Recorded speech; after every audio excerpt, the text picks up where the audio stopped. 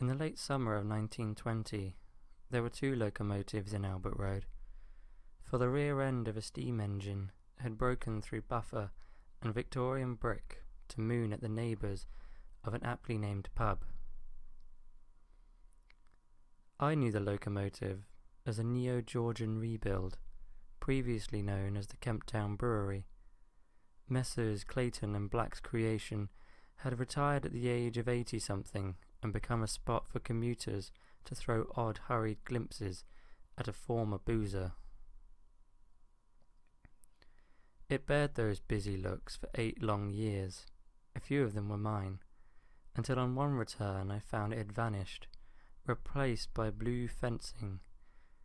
Very little has remained there since, except for the ghost print of the building's profile on the back of Progress House, and a collection of poetically dumped beer bottles.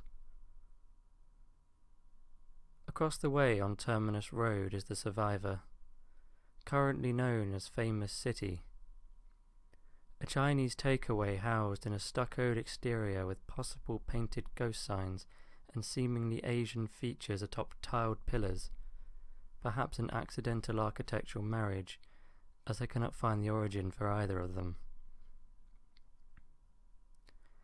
Next to Famous City used to stand one of 3 of Littlehampton's lost cinemas.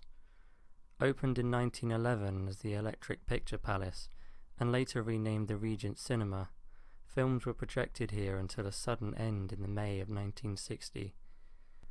By the time of my birth, it had become a 21st century saloon bar and restaurant called Panhandle Pete's.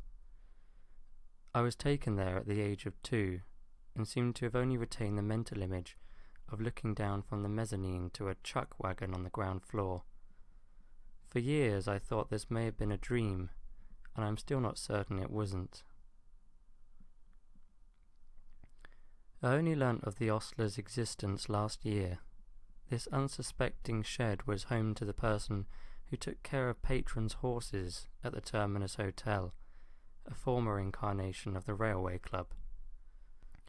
After vigorous petitioning from late local historian Jeannie Millington, the ostler's room survives as one of the only few left in the UK. It has taken on another worldly appearance behind the new flat block that replaced its contextual counterpart, a sort of monolith to the past down an unassuming road. However, I am assured it is just a humble bin store.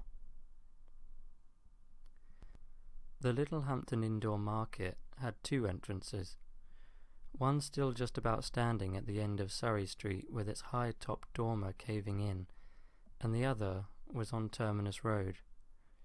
A large mural painted by the children of Connaught Junior School adorned the front of it. It read, "One world borrowed from our children."